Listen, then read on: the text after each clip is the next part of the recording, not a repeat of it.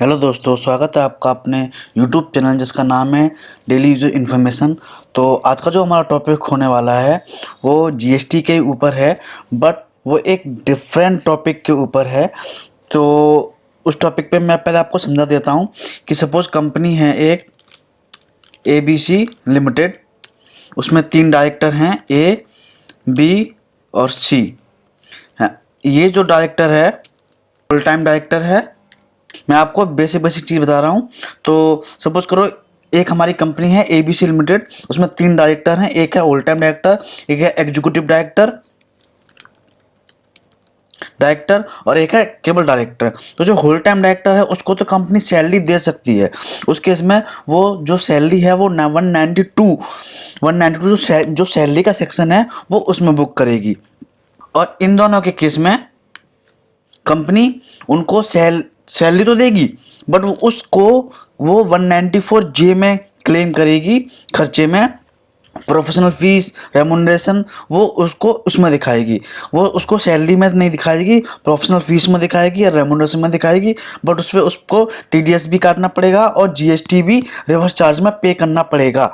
अगर reverse charge में payment करना होगा तो कैसे करना होगा, क्या करना होगा, 3B में उसे कहाँ शो करेंगे, ये सब चीज़ इस वीडियो में डिस्कस होगी। तो चलिए सबसे पहले मैं आपको बता देता हूँ कि सपोज करते हैं कंपनी का एक डायरेक्टर है ए, बी को मान लेते हैं क्योंकि बी ए तो ऑल टाइम है, और जो बी डायरेक्टर है वो उसको हम देते हैं 1 लाख हम उसको रेम्युनरेशन देते हैं। तो उस पर जो रिवर्स चार्ज बनेगा वो बनेगा 18,000, जीएसटी बनेगा उस पर 18,000। या तो हम 9,000 CGST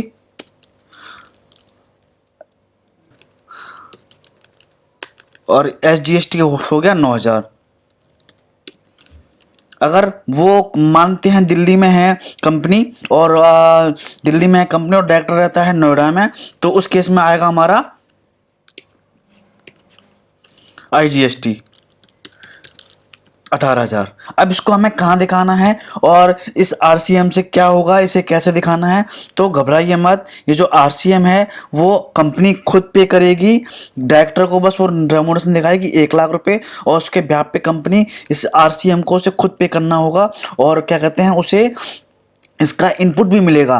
बट अगर उसके पास मान लेते हैं एक कंपनी के पास आउटपुट है, कंपनी का आउटपुट है 1 लाख, उसे जीएसटी पे मानते हैं कंपनी का जो आउटपुट है वो है 20,000 और इनपुट में पड़ा हुआ है उसके पास 20,000। तो इस केस में जीएसटी उसे पेमेंट नहीं करना है, बट वो जो 9,000 है, जो 18,000 जीएसटी है वो उसे पेमेंट करना होगा और वो आगे महीने में उसे इनपुट ले सकता है। तो उसे कैसे करना है, चलिए चलते हैं अपने जीएसटी की साइड पे। मैंने आपको यहाँ पे सब चीज़ समझा दी है कि CGST SGST किस केस में होगा और IGST किस केस में होगा। अगर कंपनी के पास पर्याप्त इनपुट है जिससे वो उसका आउटपुट सेटअप हो सकता है, फिर भी उस केस में आपको RCM तो पेमेंट करना ही पड़ेगा। तो और अगर यहाँ पे सपोज करते हैं आउटपुट उसका होता अगर इफ आउटपुट 20,000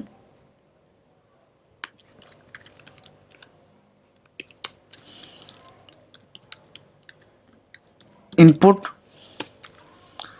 2,000,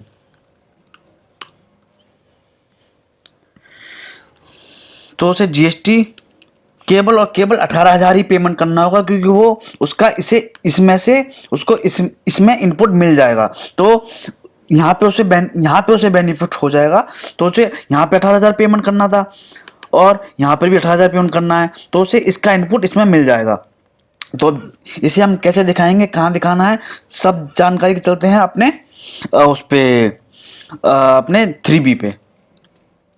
तो गाइस ये मैंने जीएसटी का लॉगिन कर लिया है। सबसे पहले हम जाएंगे 3B में।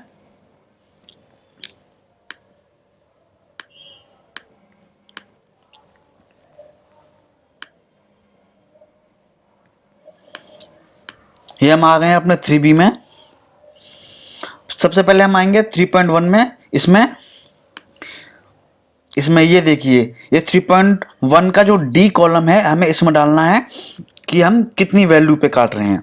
ठीक है, ये रेड इसलिए दिखा रहा है क्योंकि इसकी GSTR1 फाइल नहीं है, और क्या कहते हैं, ये उससे इनपुट, ये जो रिवर्स चार्ज का है प्रोफेशनल फीस पे, पहले रेंट पे भी था, रेंट पे हटा दिया है, तो वो इसमें रेड आएगा ही आएगा। GST में अब इसका चल रहा है समाधान, क्या होगा क्या नहीं, तो उसको आप इग्नोर कर दीजिए।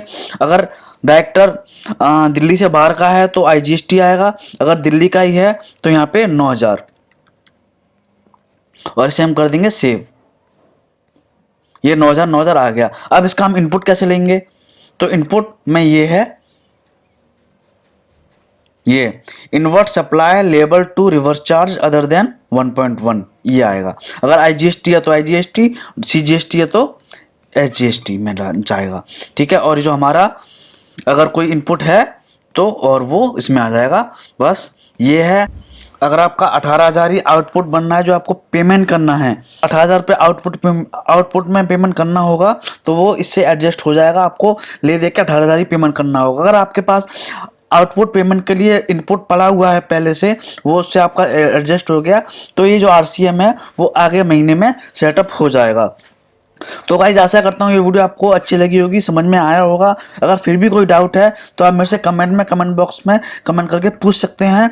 मैं हर वीडियो का कमेंट में रिप्लाई करता हूँ, और इस वीडियो पर भी कमेंट में रिप्लाई करूँगा। आप बस कमेंट करके मुझसे पूछो कोई भी डाउट है तो आशा करता हूँ वीडियो आपको अच्छी लगी होगी। अगर अच्छी लगी हो तो लाइक करें, शेयर करें, कमेंट करें, और वीडियो को ज़्यादा से ज़्यादा शेयर करें अपने फैमिली, फ्रेंड और दोस्तों में। तो मिलते हैं एक और नई वीडियो में, तब तक के लिए ध्यान रखें अपना। Bye bye.